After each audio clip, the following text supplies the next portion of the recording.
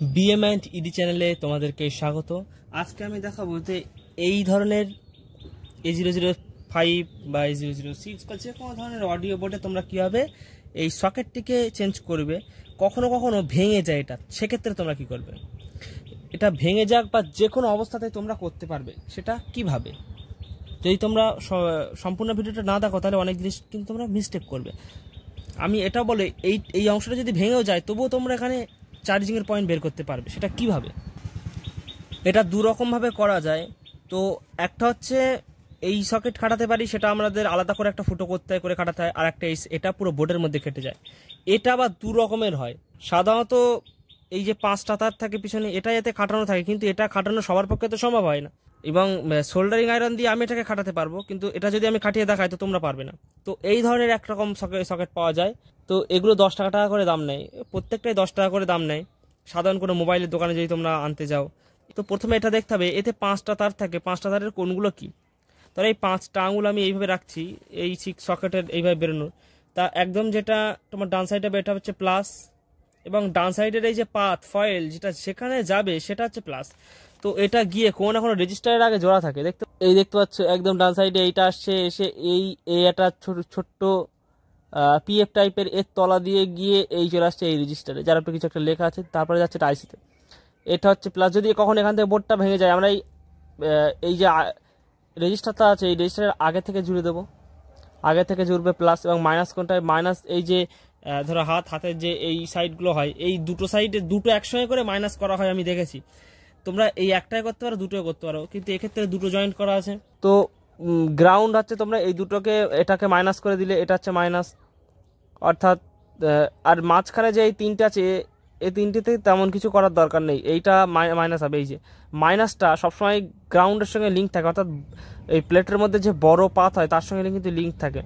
দেখো এই যে মাইনাস এইটার সঙ্গে লিঙ্ক আছে, এইটার সঙ্গে লিঙ্ক আছে, এটা কিন্তু একটা বড় অংশ। এইটার সঙ্গে লিঙ্ক আছে মাইনাস, কিন্তু এইটার সঙ্গেও লিঙ্ক থাকে বা তোমরা লিঙ্ক করতে পারো। লিঙ্ক প্রথমে হয়তো থাকে না। এই হচ্ছে বাংলা ভাষায় এই যে দুটো তার আছে, এই দুটো থেকে তোমরা মাইনাস বের করে নিয়ে তোমরা এই কিন্তু এটাকে জুড়ে দিতে পারো, এর মাইনাস প্লাসে জুড়ে দিতে পারো, তাহলে কিন্তু চার্জ হবে, একদম গ্যারেন্টি। এবার আমি শুধুমাত্র দেখাবো এটাই কীভাবে পাল্টাতে হয়।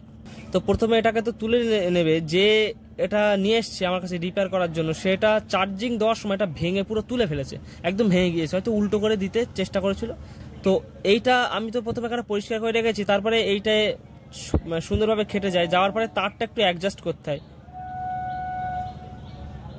এই সকেটগুলো তো এর জন্য তৈরি নয়, তো এরমভাবে নেওয়ার পরে আমাদের তারটা একটু অ্যাডজাস্ট করে কিন্তু এখানে লাগাতে হয়, নতবা কিন্তু এখানে লাগে না।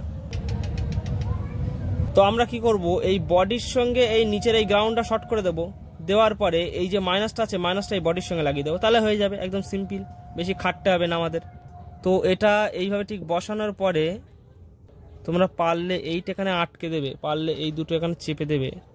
এই জায়গাটায় যে এই প্লাস্টারটা ছিল, এই প্লাস্টারটা এখানে আমি ঘষে এখানে তামার বের করে নিয়েছি, এবং এই জায়গাটা আগে থেকে একটু বেশি করে রাং দিয়ে দেবো যাতে আমাদের সোল্ডারিং করতে সুবিধা হয়। তো এইটা তো আমি এখানে রাংটাকে দিয়ে দিচ্ছি ভালোভাবে, তারপরে এই সাইডগুলো প্রত্যেকটা পয়েন্টে যাতে খুব সহজে আমরা এখানে আটকাতে পারি।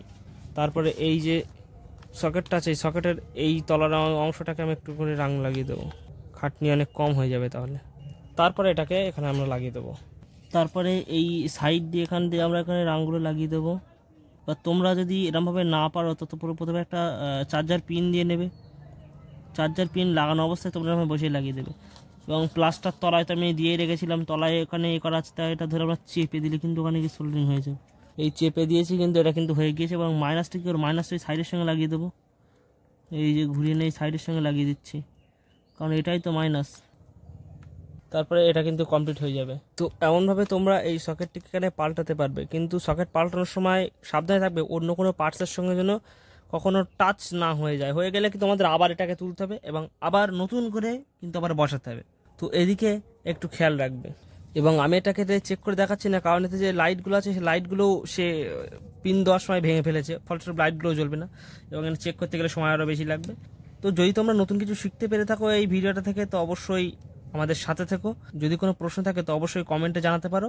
ভিডিওটি শেষ অবধি দেখার জন্য তোমাদেরকে অসংখ্য ধন্যবাদ।